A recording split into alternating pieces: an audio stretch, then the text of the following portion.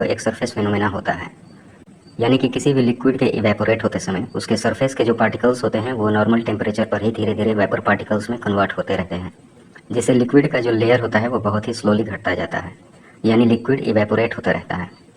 तो इस प्रकार से इवेपोरेशन का प्रोसेस हो रहा होता है। अब देखते हैं इवेपोरेशन के प्रोसेस को प्रभावित करने वाले फैक्टर्स के बारे में कि किन किन कंडीशंस में इवेपोरेशन प्रोसेस का जो रेट है वो बढ़ जाता है और किन कंडीशंस में इनका जो रेट है वो घट जाता है। तो पहला फैक्टर देखते हैं सरफेस एरिया का, यानी लिक्विड का सरफेस एरिया उसके इवेपोरेशन प्रोसेस पर क्या इफेक्ट डालता है। चलिए इसके लिए हम एक सिंपल सा एग्जांपल लेते हैं। मान लीजिए कि एक कप और एक प्लेट में बराबर मात्रा में चाय रखा हुआ है, मतलब जितना चाय इस कप में है उतना ही चाय इस प्लेट में भी है। अब यदि हम आपसे पूछें कि कौन सा चाय पहले ठंडा होगा, तो ऑब्वियसली आपका जवाब होगा कि प्लेट में रखा हुआ चाय जो है वो कप में रखे चाय के मुकाबले पहले ठंडा होगा। और यदि इसके पीछे का कारण हम आपसे पूछें तो आप क्या कहेंगे? सिंपली आप यही कहेंगे कि प्लेट में जो रखा हुआ चाय है वो ज़्यादा एरिया में फैला हुआ है, जिसके कारण ये चाय जल्दी ठंडा हो जाएगा। तो इसी बेसिस पर हम ये कह सकते हैं कि सरफेस एरिया बढ़ा देने पर इवेपोरेशन प्रोसेस का जो रेट है वो बढ़ जाता है, क्योंकि यदि इसका सरफेस एरिया कम है तो ये प्रोसेस सिर्फ इतने से सरफेस से हो रहा होता है। लेकिन यदि इसका सरफेस एरिया ज़्यादा होगा तो इस सब्सटेंस का इवेपोरेशन इतने एरिया से होता है, जो कि इस वाले एरिया से होने वाले इवेपोरेशन से ज़्यादा है। तो इस प्रकार से हम ये कह सकते हैं कि सरफेस एरिया जितना ज़्यादा होगा इवेपोरेशन प्रोसेस उतनी ही अधिक तेज़ी से होगी।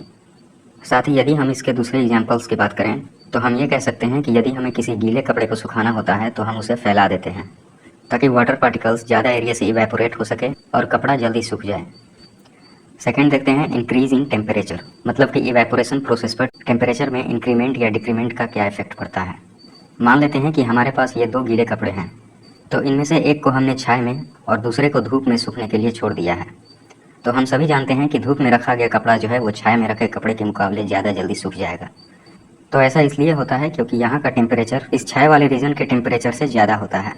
तो धूप में रखे हुए कपड़े पर जो वाटर के पार्टिकल्स मौजूद होते हैं उन्हें सराउंडिंग से हीट एनर्जी के रूप में ज़्यादा एनर्जी मिल पाती है, जिससे उनकी काइनेटिक एनर्जी आसानी से बढ़ जाती है और पार्टिकल्स जल्दी इवेपोरेट हो जाते हैं।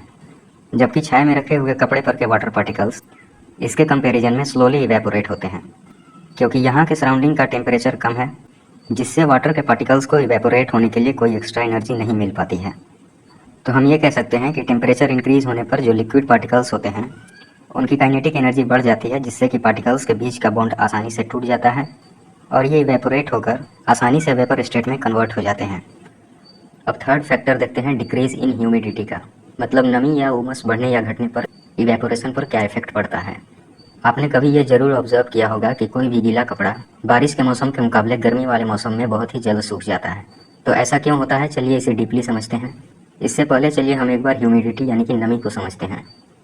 जैसा कि हम जानते हैं कि हमारे सराउंडिंग का जो एयर है वो बहुत सारे गैसों का मिक्सचर होता है, जिनमें कि अनेक प्रकार के गैसों के पार्टिकल्स और साथ ही साथ वाटर के भी पार्टिकल्स मौजूद होते हैं, जो कि वाटर वेपर के रूप में होते हैं। तो बारिश वाले मौसम में हमारे आसपास के एटमॉस्फेयर में वाटर के पार्टिकल्स की मात्रा ज़्यादा हो जाती है, जिससे कि इन दिनों में हम कहते हैं कि नमी बढ़ जाती है।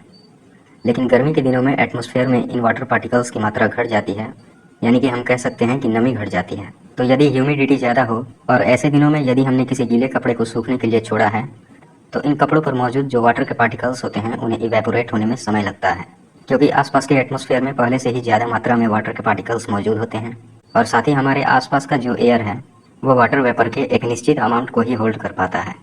तो मान लीजिए कि यदि यहाँ के सराउंडिंग में सिर्फ इतने ही वाटर पार्टिकल्स को होल्ड करने की कैपेसिटी है, यानी इससे ज़्यादा इन पार्टिकल्स को ये होल्ड नहीं कर सकता है, तो कपड़े पर मौजूद वाटर के पार्टिकल्स तभी इवेपोरेट हो सकेंगे जब यहाँ के कुछ पार्टिकल्स यहाँ से मूव कर जाएं, ताकि इवेपोरेट होने वाले पार्टिकल्स को कुछ स्पेस मिल सके।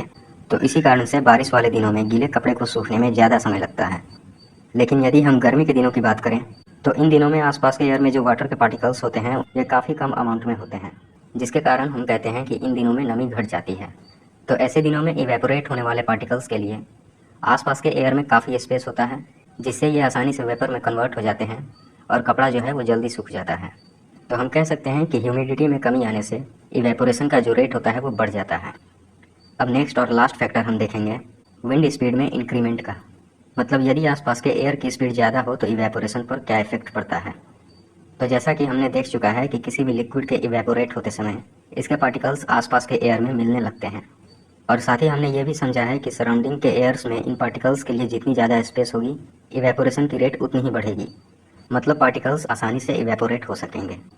तो मान लीजिए कि यदि कोई भी लिक्विड, एग्जाम्पल के लिए वाटर, यदि इवेपोरेट हो रहा होता है तो इनके पार्टिकल्स सराउंडिंग के एयर्स में मिलने लगेंगे, और यदि नमी ज़्यादा हो, मतलब सराउंडिंग के एयर्स में इन पार्टिकल्स का अमाउंट ज़्यादा हो, तो इवेपोरेट होने वाले पार्टिकल्स की रेट घट जाएगी, क्योंकि इन पार्टिकल्स के लिए आसपास के एयर में स्पेस कम है। अब यदि यहाँ से पास होने वाले एयर की स्पीड बढ़ जाए तो ये पार्टिकल्स इन एयर के साथ यहाँ से मूव कर जाएंगे, जिससे कि यहाँ के एयर्स में इवेपोरेट होने वाले पार्टिकल्स के लिए ज़्यादा स्पेस मिल जाएगा, और इस वाटर के पार्टिकल्स आसानी से इवेपोरेट हो सकेंगे। और इसका एक सिंपल सा एग्जांपल ये है कि यदि आप किसी गीले कपड़े को ह्यूमिड डे में सुखाना चाहते हैं तो आप इसके सामने किसी फ़ैन को चालू कर देते हैं, जिससे कपड़े पर के पार्टिकल्स आसानी से इवेपोरेट हो जाते हैं और कपड़ा जो है वो जल्द ही सूख जाता है।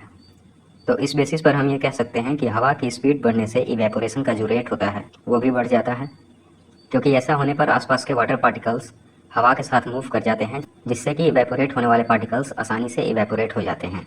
तो ये थे इवेपोरेशन के प्रोसेस को प्रभावित करने वाले कुछ फैक्टर्स जिन्हें हमने डिस्कस किया। तो चलिए एक बार हम इन्हें रिमाइंड कर लेते हैं। तो हमने यहाँ इवेपोरेशन के प्रोसेस को प्रभावित करने वाले टोटल 4 फैक्टर्स को डिस्कस किया, जिनमें पहला था सरफेस एरिया का, जिसमें हमने देखा कि सरफेस एरिया बढ़ जाने पर इवेपोरेशन का जो रेट होता है वो भी इंक्रीज़ कर जाता है। सेकेंड फैक्टर हमने देखा था इंक्रीज़ इन टेम्परेचर का, और इसमें हमने जाना था कि टेम्परेचर इंक्रीज़ होने से इवेपोरेशन का रेट भी इंक्रीज़ कर जाता है। थर्ड फैक्टर देखा था डिक्रीज़ इन ह्यूमिडिटी का, जिसमें हमने ये कहा था कि ह्यूमिडिटी में कमी आने से इवेपोरेशन का रेट इंक्रीज़ कर जाता है। और लास्ट फैक्टर था इंक्रीज़ इन विंड स्पीड का, जिसमें हमने ये कंक्लूड किया था कि विंड की स्पीड में इंक्रीमेंट से इवेपोरेशन का जो रेट होता है वो बढ़ जाता है। तो इस प्रकार से हमने इस वीडियो में फैक्टर्स अफेक्टिंग इवेपोरेशन के बारे में समझा।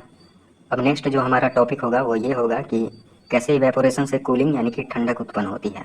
जैसे कि यदि किसी सरफेस पर का पड़ा हुआ पानी इवेपोरेट हो जाए तो वहाँ ठंडक आ जाती है, यानी वो सरफेस जो है वो ठंडा हो जाता है।